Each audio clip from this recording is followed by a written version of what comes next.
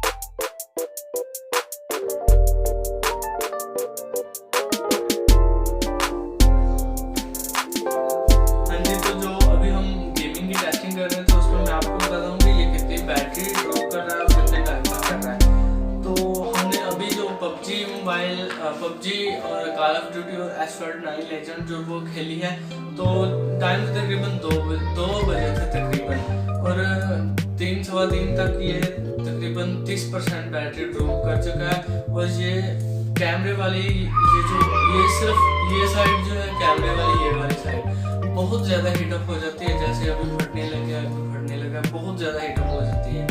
तो इसी वजह से बस ये बैटरी ज़्यादा कंज्यूम करता है। जब ये हीटअप हो जाता है तो बहुत ज़्यादा बैटरी कंज्यूम करता है। तो अभी मैं आपको एक मशवरा देता हूँ कि अगर आपने Note 8 Pro लेना है तो आपको अगर इसमें गेमिंग करनी है तो ये जो आपने कवर इसका मोबाइल पे कवर लगा हुआ है, ये आपने उतार के गेमिंग करनी है, तो इससे बहुत ज़्यादा फ़र्क पड़ता है। और क्योंकि इसको हवा मिलती रहती है तो ये बहुत ज़्यादा हीटअप नहीं होता और बैटरी कम कंज्यूम करता है।